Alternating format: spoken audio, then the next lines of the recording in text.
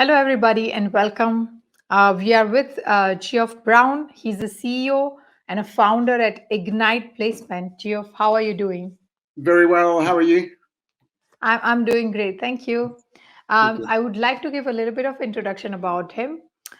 So he has a 13 years of experience in recruitment, continually endeavoring to understand every aspect of client's requirement, helping candidates to secure the precious roles. This way, Geoff helps candidate to get their dream job.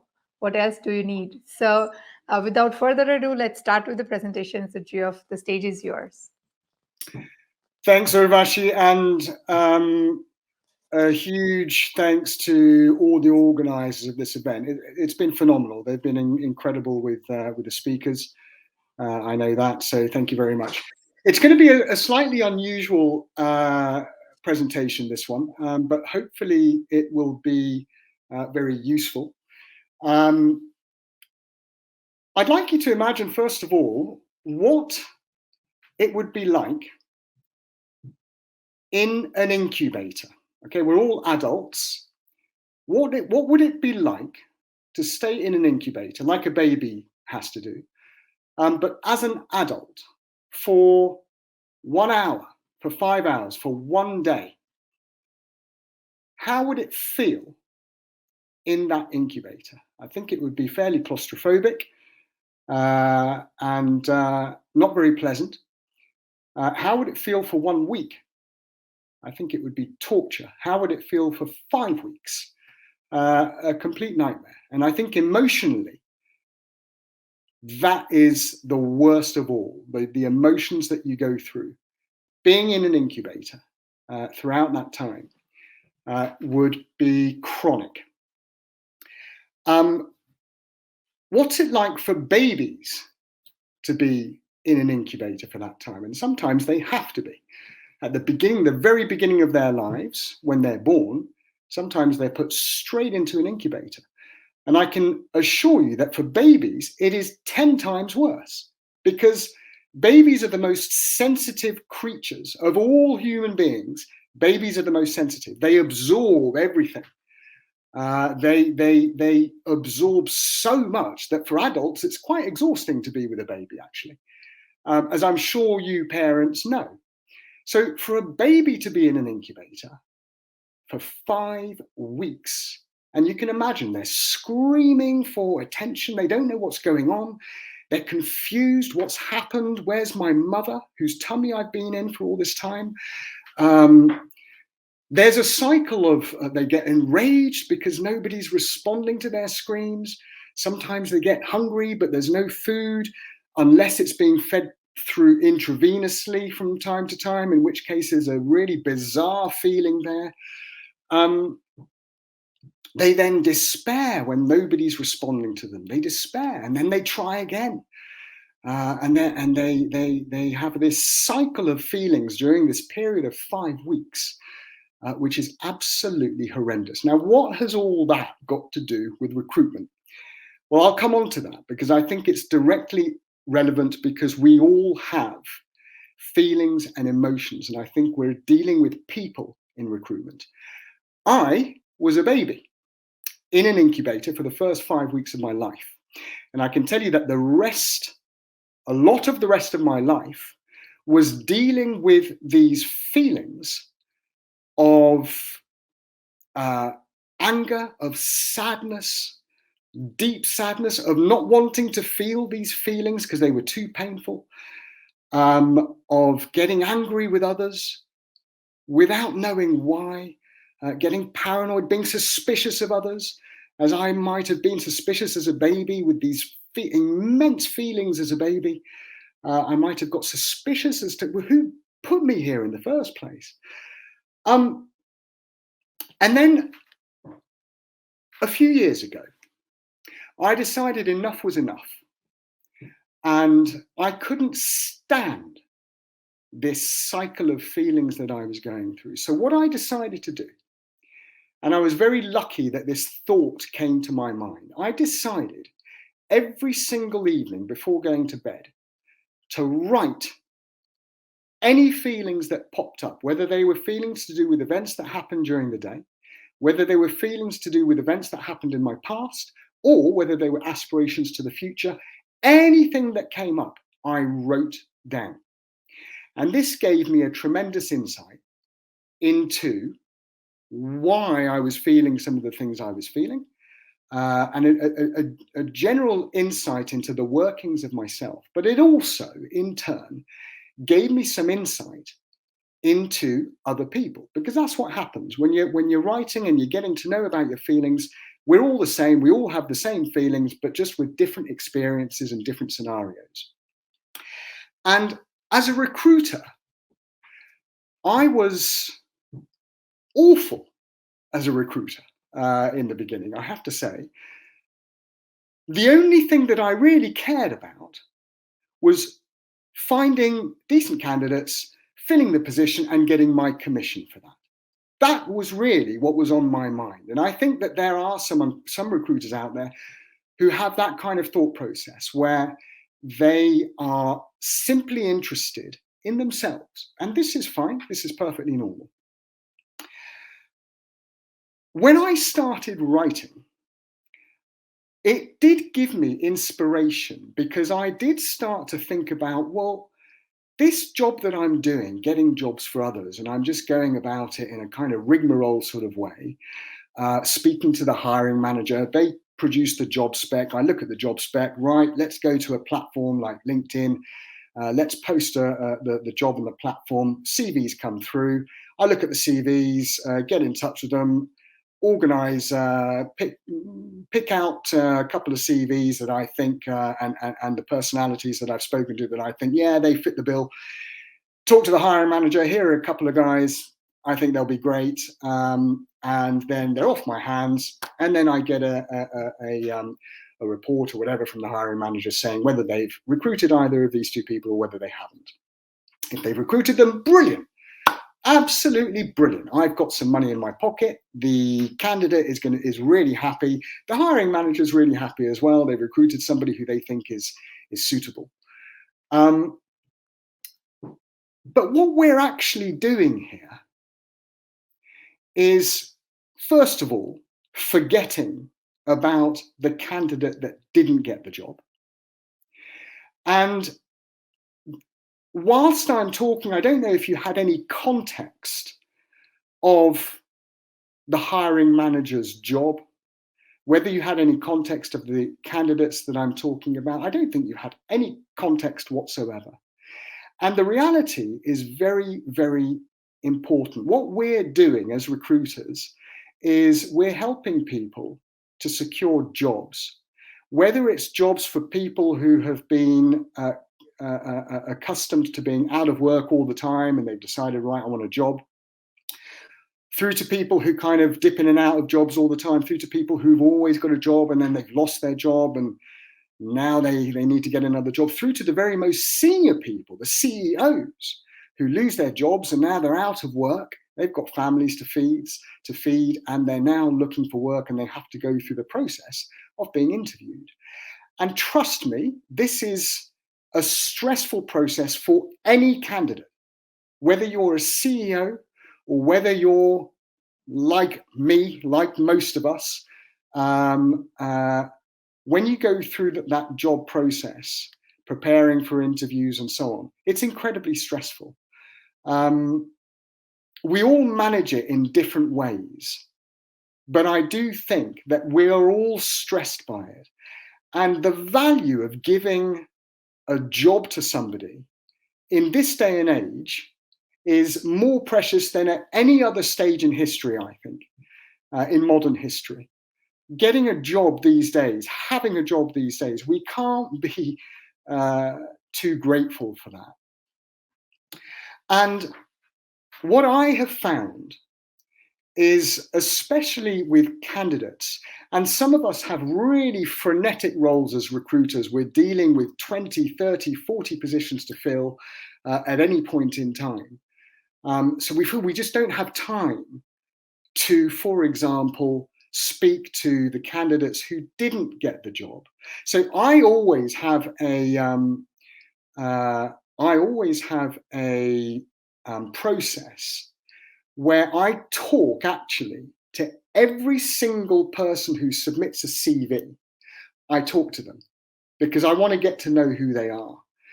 No matter how many CVs that is that comes through. Now, I don't necessarily have as frenetic a job maybe as some other recruiters out there. So I'm lucky to be in a position to do that. After I finish speaking to them, I pick 3 candidates who have skills that meet the requirements of the hiring manager. And those 3 people have to have the skills, obviously. If they don't have the skills, they're not going to get the job. But more importantly, I pick 3 very, very different personalities. And that way, the hiring manager has 3 people with very good skills, but very different personalities. And hopefully, I'm making his or her job of recruiting the candidate quite hard, actually, if they're 3 very different personalities. Now, if one of those candidates gets the job, that is fantastic. And my process continues with that candidate after they've got the job. I always put in a call to find out how they're doing in the job. The relationship that I've built with them leading up to their interviews and leading up to them being accepted for their roles is hopefully a really, really good one. And where I've been committed to each of the candidates that I've chosen, properly and deeply committed to them, finding out about their personal lives as well. And once they've gone on to win the job, I always try and stay in touch with them. And sometimes in the long run, they come back to me when they're in a job of, let's say they're in a managerial position and they need to hire, they come back to me, and that's extremely fortunate, and they trust me to be able to do the job that they need me to do for them. But the 2 candidates who lost the job, I remember not so long ago when I went for an interview for a sales job, and the recruiter, she was amazing with me. She was so encouraging, so positive. And I went for my first interview with the sales director, went brilliantly.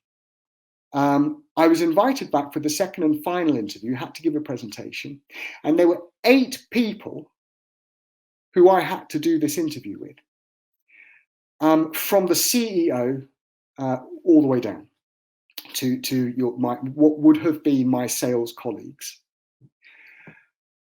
And it went brilliantly. I loved it. Honestly, I absolutely loved it. And afterwards, ran to my wife. I said, I've got this job. I'm sure I've got it. It went really, really well. They seemed, really engaged and so on. I think I've got it. The next day, I got a call from the recruiter saying that I didn't get the job. I was gutted. I was really gutted, and it lasted for a few days, actually. I thought, how could that be? But the job of the recruiter is, I don't think candidates should ever feel personally aggrieved that they didn't get the job. It's going to happen to a degree because we're human beings and that's how we work. So I was personally aggrieved. But what the recruiter did, this brilliant recruiter, is she told me I didn't get the job. And the call lasted about a couple of minutes. And she said, all right, well, listen, good luck, bye. And she left it at that. And I could sense that she just didn't, she had lost her commitment to me completely. And threw me in the bin is how I felt she was with me. And I honestly think that candidates who don't get the job stick with them, or at least commit to talking to them and being able to empathize with the fact that this is going to be emotionally disturbing for them, no matter who they are. And because it's a rejection, and we're all disturbed by that to varying degrees. So I think one thing, definitely put yourself in the shoes of the candidates, whether they've got the job or not. And the candidates that go through this process, every single one of them, no matter how confident they appear externally, they are going through their own rigmarole, whatever that might be, to get this job. Now, there are some candidates who don't particularly care. They might have a job already and they've been contacted by a hiring manager, and they go through this process because who knows? And then they're offered the job, and they even, no, I'm not going to bother accepting that job. I'll stay where I am. Maybe they're scared for a new challenge or whatever it is.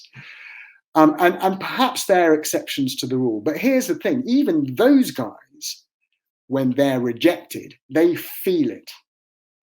And I think this is so important. When the moment you make contact with a candidate, no matter who it is, no matter how senior they are, no matter how experienced they are or inexperienced, commit to them wholeheartedly and try and put yourself in their shoes, because they will be going through a journey that may not be very pleasant. And for some of them, it's horribly unpleasant. I also think for hiring managers, incidentally, don't overlook the candidates that don't appear to be very confident, because it might just be that them getting a job and being believed in by their boss, by their colleagues, whoever, would change them and would actually make them really incredible in their roles. So this isn't just about choosing the ones who appear the most confident, the most assured. I think we need to look a little bit further than that. And even those, as long as they've got the skills, even those who don't appear to be very confident, well, maybe invite them for another interview and see how that goes. I think that's really important. With regards to hiring managers, well, what do they want? Sorry, I've spent a lot of time. I'll be very quick. What do hiring managers want? Well, they're under pressure to secure the best possible candidate, and for that candidate to stay as long as possible. And I think as a recruiter, the best way to maximize the chances of that happening is not just to take a look at the job spec, is to go much deeper than that, is to ask the hiring manager about the role, to ask about the department within which the role is, understand the department as well as possible, and research and understand the organization. How does that department function within the organization as a whole? Because I think if you have this complete understanding of those elements, you'll have a really concrete understanding of how the role will operate within these different levels.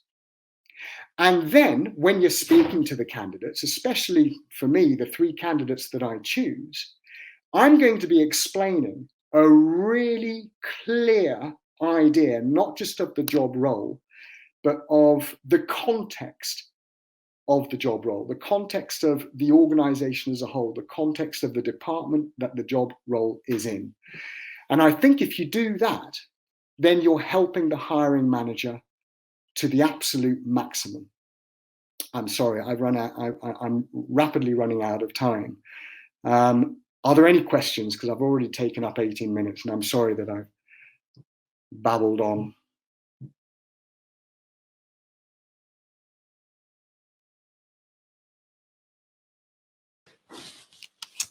Thank you. Hi, Urvashi. Hello. Thank you so much for your presentation.